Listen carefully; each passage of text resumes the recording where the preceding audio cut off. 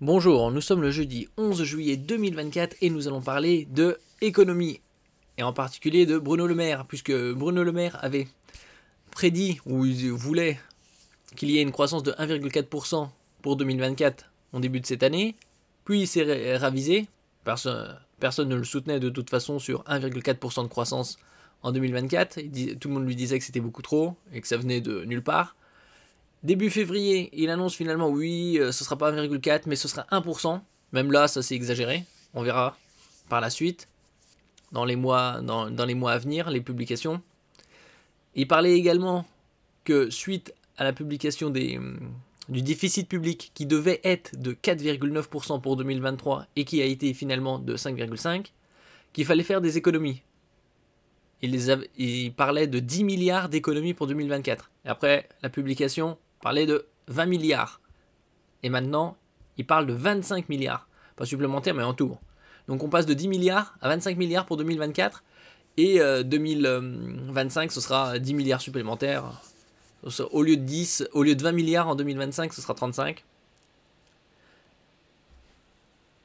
Et en ce qui concerne le déficit public pour 2024, qui devait être bien moindre, et suite à la publication des 5,5 pour 2023, leur objectif est de 5,1% de déficit. Est-ce qu'il sera tenu? Difficile à dire pour l'instant. De grands doutes. On aura les publications vers février 2025 pour 2024. N'oubliez pas de vous abonner pour plus de news nationales, européennes et internationales sur ce monde merveilleux dans lequel nous vivons. Bruno Le Maire, un baroud d'honneur à 10 milliards d'euros. Le ministre de l'économie a annoncé un nouveau plan d'économie de 10 milliards pour tenir l'objectif de 5,1% de déficit en 2024. Donc, des milliards d'économies en plus pour tenir l'objectif de 5,1. Des mesures que le prochain gouvernement pourrait décider de ne pas reprendre. Un article écrit par Thibaut Marotte de la rubrique économie.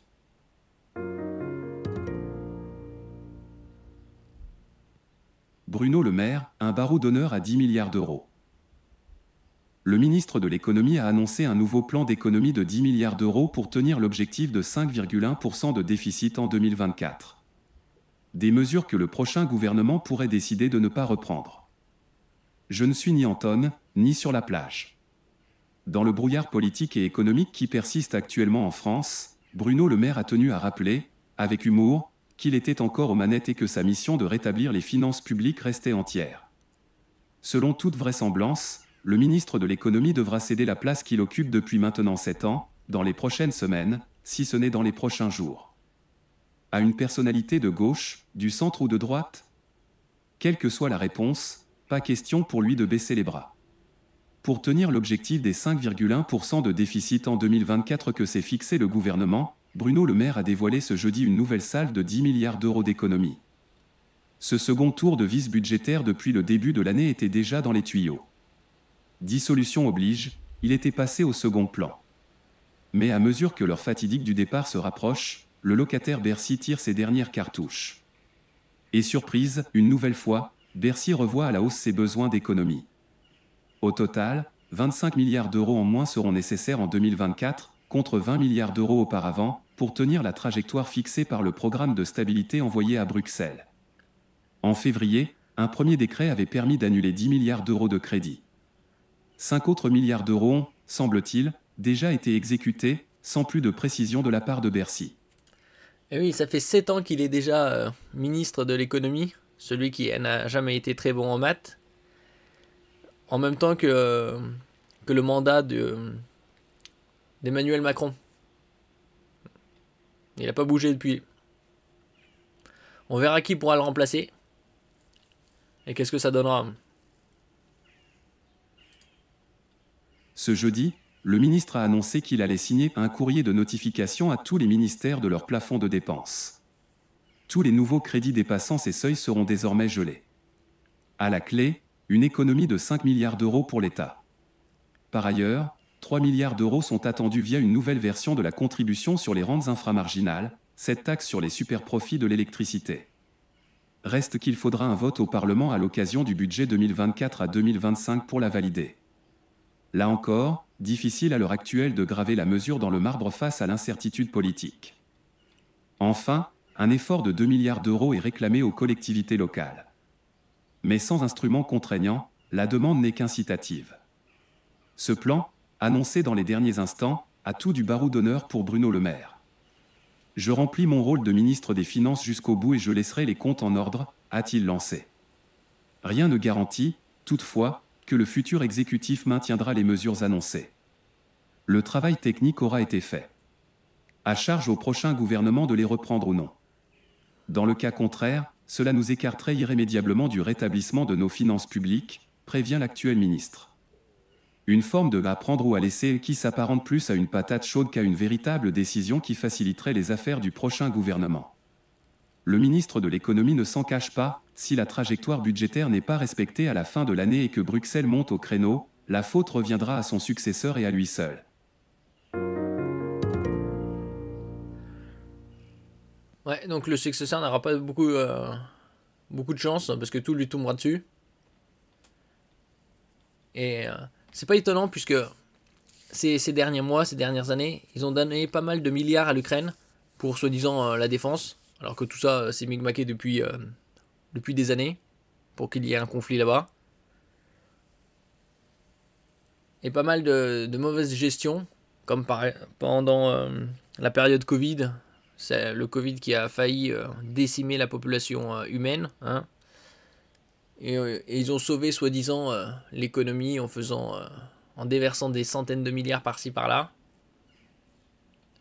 Donc du gaspillage. Et depuis que Emmanuel Macron est président, donc ça fait déjà 7 ans, depuis 2017, le déficit public a augmenté de 50%. Là actuellement, c'était fin 2023, les chiffres étaient à plus de 3000 milliards. Pour le premier trimestre, on est à 3160 milliards. Donc là, fin juin, ça va bientôt tomber dans quelques semaines.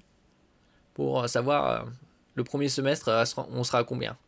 Probablement quelque chose comme 3250, voire 3300. À cela, il faudra ajouter aussi les coûts des JO, qui sont toujours exorbitants. Donc il faudra faire plus que 25 milliards cette année d'économie.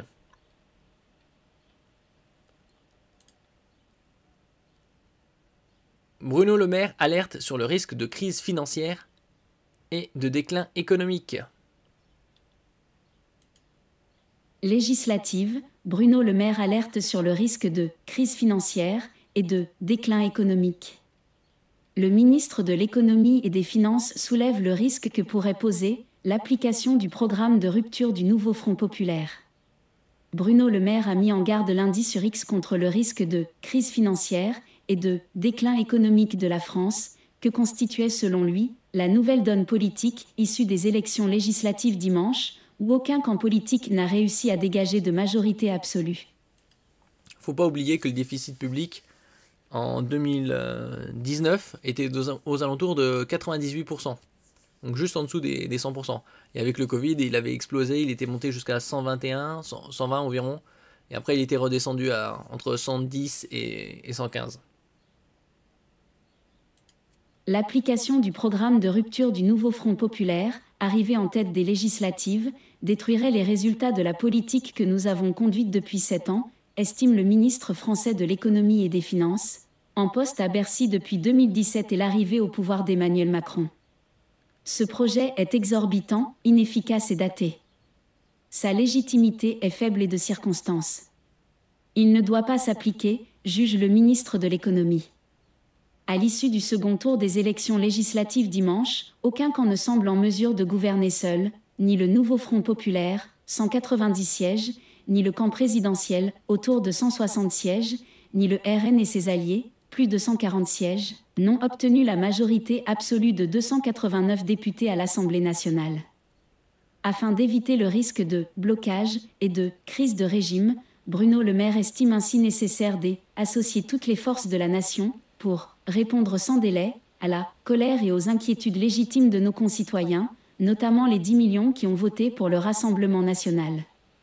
Toutes les forces politiques qui croient dans l'économie de marché, dans le redressement des finances publiques, dans la transition énergétique, dans la construction européenne et dans le rétablissement sans faille de l'autorité de l'État doivent donc se dégager de leurs intérêts partisans, a appelé Bruno Le Maire. La place de la France au XXIe siècle se joue maintenant, écrit-il.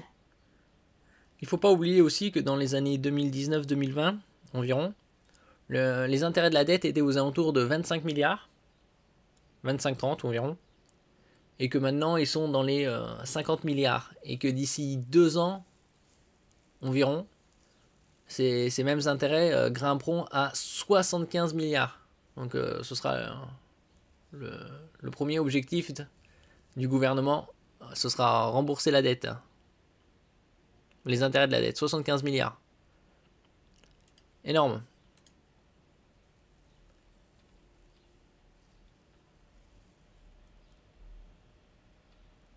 Ces mesures ont été payantes. La France est passée sous les 3% de déficit dès la fin 2017.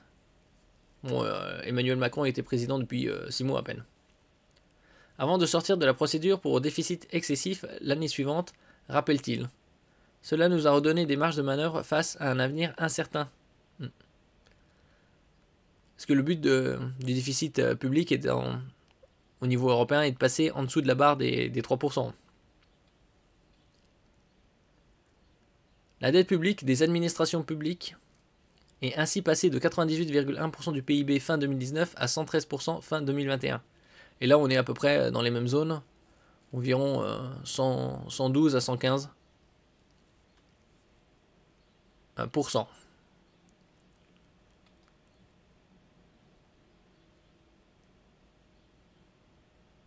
Une procédure disciplinaire pour déficit excessif devrait être officiellement ouverte le 16 juillet, c'est-à-dire dans 5 jours, prochain par la Commission européenne à l'encontre de la France. Le pays aura alors jusqu'au 20 septembre pour présenter un plan budgétaire et structurel national à moyen terme pour préciser sa trajectoire de dépenses publiques sur une durée de 4 ans. Quel ministre sera à la manœuvre? Quel plan sera présenté? Le pays a 2 mois pour répondre à ces questions.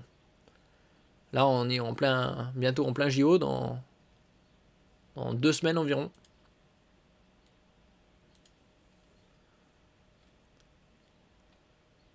Et donc, est-ce que l'objectif des 5,1% de déficit public sera tenu pour 2024?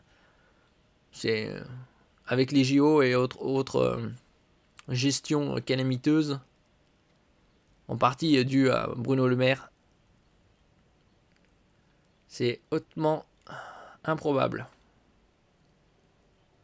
Déjà, ils avaient tablé sur 4,9 pour 2023. Ils ont dit oui, on dépassera un peu finalement. Et c'était 5,5. C'est énorme. Alors que tous les autres pays européens ont réduit leur déficit. Nous verrons ça dans les mois à venir. Merci pour votre écoute. N'oubliez pas de mettre un j'aime, un commentaire, de partager et de vous abonner à la chaîne. À la prochaine fois.